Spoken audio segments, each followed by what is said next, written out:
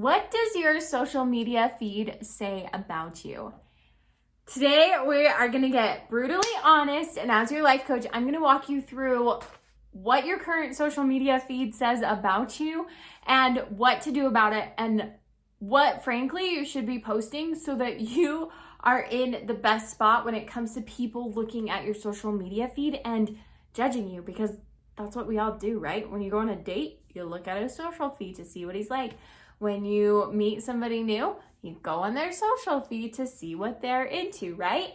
So let's not pretend that it's not somewhere that we totally go to get a really quick assessment of what somebody's all about. So what does your feed say about you and what to do about it? Okay, babes, we live in a world where social media is such an important and vibrant part of life. Like, it's something that we check constantly. It's something that we're all on all the time. And it's somewhere that we go to connect with people and to honestly get a glimpse of who they are and what they're all about really quickly looking at their feed. And we've all had that experience. I do it all the time on Facebook Marketplace, right? I'll list something or I buy something and I'll click on that person's profile. And really quickly I can say, oh yeah, this is totally a normal person. Do you ever say that? Or when you go on their feed and they don't have a profile picture, or it's a picture of a weapon or an animal, or just something a little out there, and you're just you instantly pick up and make judgments and assessments about this person based on their social feed. So what does yours say about you and what you should do about it? Well, first and foremost, you need to assess your current feed. So I want you to get out your phone with me here. And I'm on my personal feed here. So yes, I hope you follow me on my business account, which is Abbi Winslow, where I post daily tips for teens, and I'm on TikTok and Instagram, trying to be everywhere, whatever. But I'm on my personal feed right now because that's where I feel like I follow these tips and rules. So just scrolling through this right now and you scrolling through yours, what would somebody pick up about you? What pictures stand out? What are you posting? And I get that it can be a little hard for you to take an objective step back and look at your feed. But right now, as I look at mine, the first thing that just hits me so hard is people would know I'm a mom really fast because I just post about my babies. And I just barely had another little boy. He's so cute. So yeah, you could look at my feed and instantly know that I'm a mom. You would know that I'm married. And it's me and my family in every single post. So that's the vibe that somebody pick up from my feed. What would they pick up from your feed? So honestly, go through, try to keep it really third party, take a step back because you know yourself so well, but say oh man, I have tons of pictures of me at the beach. People are going to pick up and know that I live in California. And not that any of that's bad.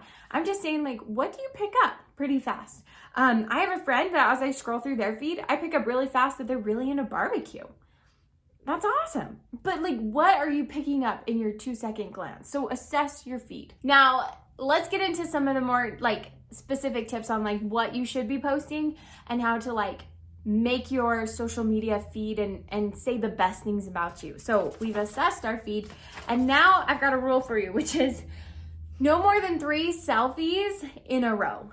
So as you look over your feed, is it selfie, selfie, selfie, swimsuit pic, or me with my friends, selfie, selfie, selfie, because that just doesn't read across well.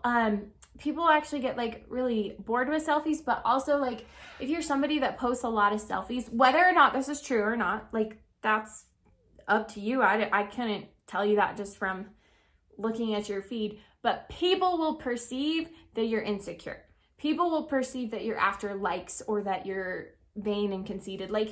People just don't have the most positive outlooks for people that post a ton of selfies.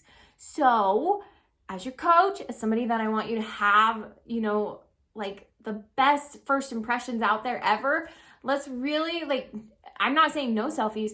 Let's just make them very sparse. And that goes to my next tip, which is to check your reason for posting. And I honestly have to do this all the time because there's a lot of pressure when it comes to social media. And especially I can't even imagine this is going to date me so bad. Facebook was totally around. It was all the rage when I was in high school, but I personally could care less about it. So I didn't get a Facebook until after I graduated high school.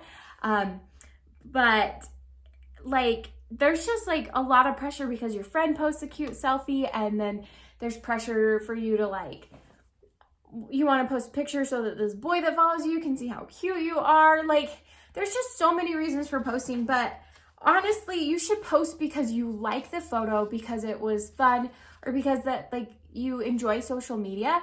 You shouldn't post because you feel pressure. You shouldn't post because you're trying to show somebody that you're better, that you're trying to make somebody jealous. You shouldn't post to prove anything, if that makes sense.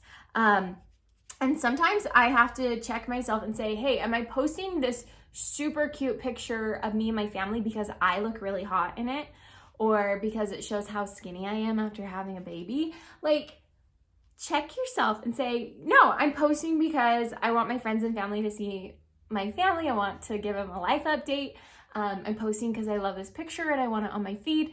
Like, those are good reasons to post. It's not a good reason to post because you feel pressure, because you want to have somebody notice you, or because you like want to elicit some kind of emotion of like jealousy or admiration or anything like that. Okay, I'm gonna call some of you out with this tip, but like, I gotta say it. Don't subtweet cryptic comments. Now, when I was writing cryptic, I'm not a good speller. Like, if you follow me on Instagram, you know this. I like spelled that wrong, so I wasn't sure if it was a K or the C, so I did both. But like, let's not subtweet stuff. Let's not, one of my favorite things that I see, for like some of my family members that are teens that I like follow and stuff, because I don't follow my clients, or anything like that. They'll post a picture of them and they look like beautiful, or they're hanging out with friends. Mostly it's like they're hanging out with friends and they're on the beach and, you know, they look so great. And it said like, and the caption will say like, so glad that I have amazing friends like these girls to hang out with, and, you know, or leaving toxic people behind. Or I don't need a man to make me feel good. Like, just comments, and you know which ones I'm talking about, where you're just like, I think there's a story here. I think they just went through a breakup. I think they're calling somebody out. Okay? If I can pick that up and I'm not even in your friend circle, I'm not even in your like high school life, like, heck yes, everybody else is picking it up. Let's not go there. That's so petty. Let's not, especially, nothing drives me worse. And I get it on my YouTube channel. Like, people will leave comments that are like anti-compliments, that are backhanded compliments, or you know, just like I don't know, you're like commenting to be mean, but you're trying to hide it, or you're trying to call somebody out, or you're even like flat out gonna have a fight. Like, let's not fight on social media. Let's not leave mean comments. Let's not leave cryptic ones, because people can see through it in a second, and honey, it doesn't make the situation better. So no cryptic comments, and no like sub tweets on your feed. Also, I've got to say this one as your life coach, which is, let's avoid thirst traps. And you totally know what I mean, especially if you follow any of the Kardashians. You know what a thirst trap is. There's a difference, and believe me, there is a huge difference between posting a cute picture of you at the pool in your swimsuit, or you at the prom in, you know, your cute dress, to like document your life and where you've been and your trips that you've gone on, and like pictures that you love. There is nothing wrong in posting those, but there's totally, like, we know the intention's different, the photos are different for when we're trying to get that attention, when we're trying to, you know, have our body stand out in that kind of way, that we're using our body as an ornament and not as the tool and amazing, gracious gift that it is from God. So let's avoid that, because girlfriend, your social feed is a 30-second movie trailer for employers, for your grandma, for your parents, for your friends and your family, for people like that want to date you in the future. What do you think that says about you when it's like thirst trap and selfie and cryptic comments?